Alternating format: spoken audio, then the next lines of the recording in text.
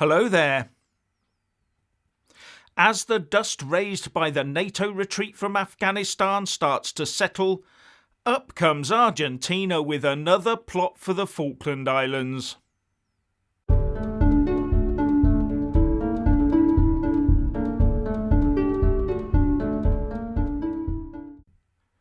As per usual, please like, subscribe and comment below.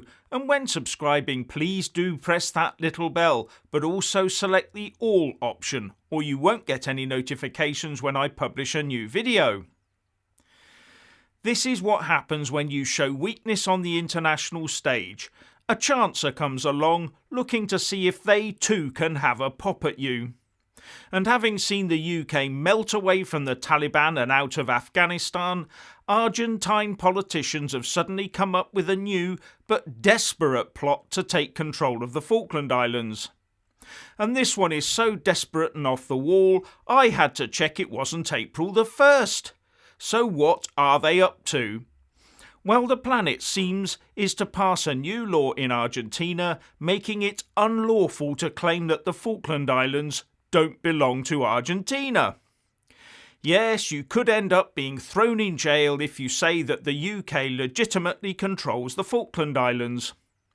And although the next presidential elections are not until 2023, there are mid-term national elections in the next couple of months. So it could just be political nationalist bluster to garner votes in the short term. The Express reports that the proposal for the new law comes from Argentine politician Walter Correa, who sits in the Chamber of Deputies, and his move has gained support from others. He's not alone in this. Correa is a member of the Justicialist Party, previously known as the Peronist Party, which is the largest party in their Congress, and therefore of the same party as the Argentine president Alberto Fernandez. But I'm not sure the president himself is backing this particular proposal. This might just be a mad backbench thing, like the backbench bills put through in the House of Commons that have zero hope of ever getting on the statute books.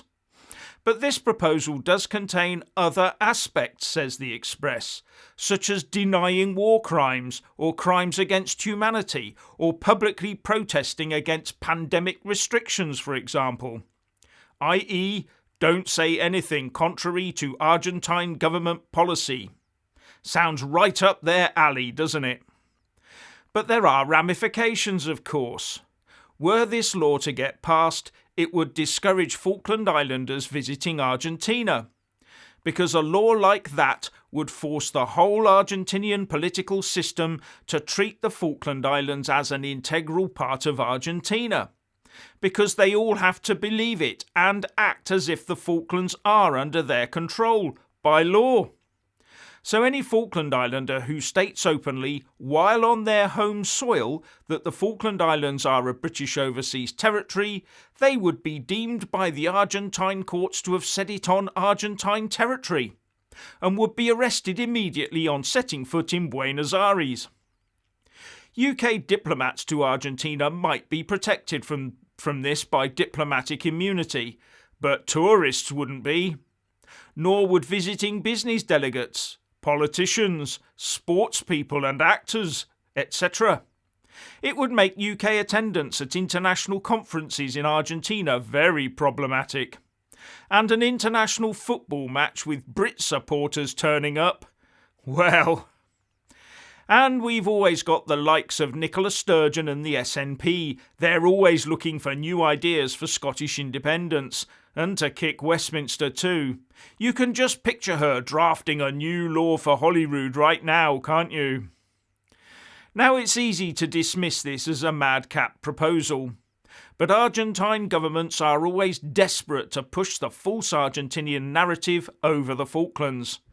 And with the 40th anniversary of the 1982 Falklands War coming up next year, who knows what lengths they'll go to, especially when they see our weakness over Afghanistan.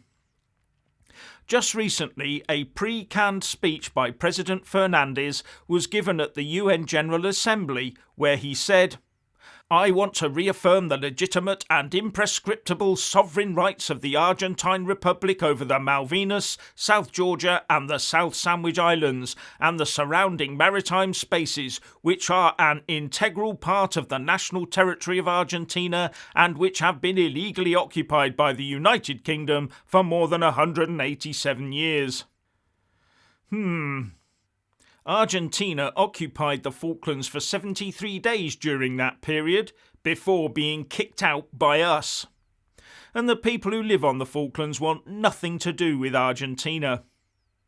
Now, the first British settlement in the Falklands was in 1764, and it had a succession of other settlements from the French, Spanish and Argentines as well, until 1833 when Britain reasserted its rule over the islands.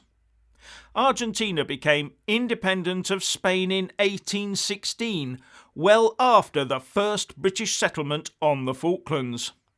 So, message to Walter Corrier and his political pals.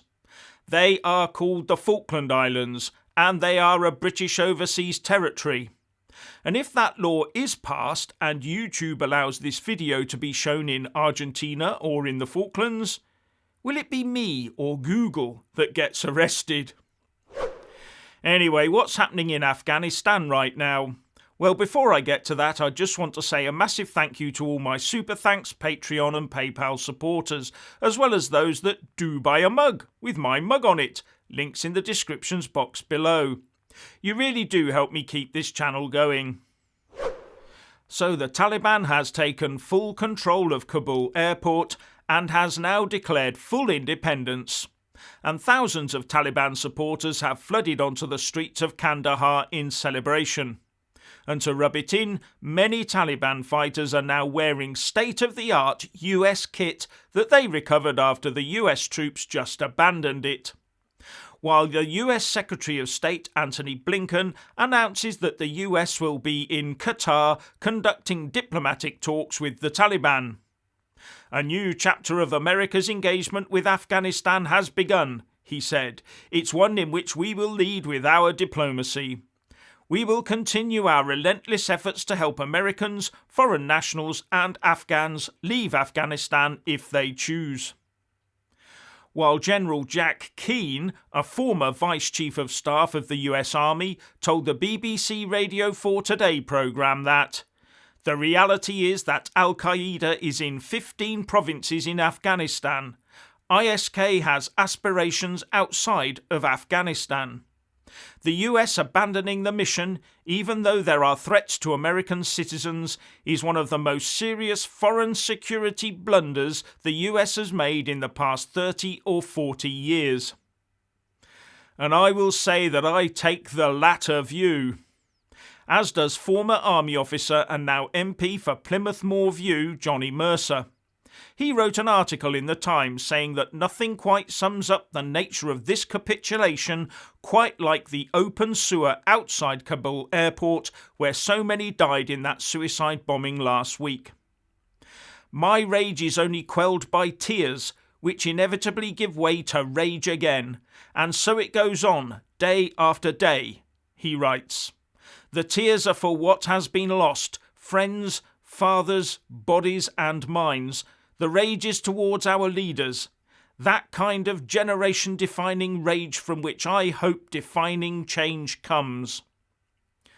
And he also called this action by Joe Biden a calculated arson of 20 years of sacrifice. And right now, the retribution of the Taliban has started as they reimpose their vile 7th century thinking on the long-suffering people of Afghanistan. So what's your opinion on the Falklands and on the future for Afghanistan? Please like and comment below.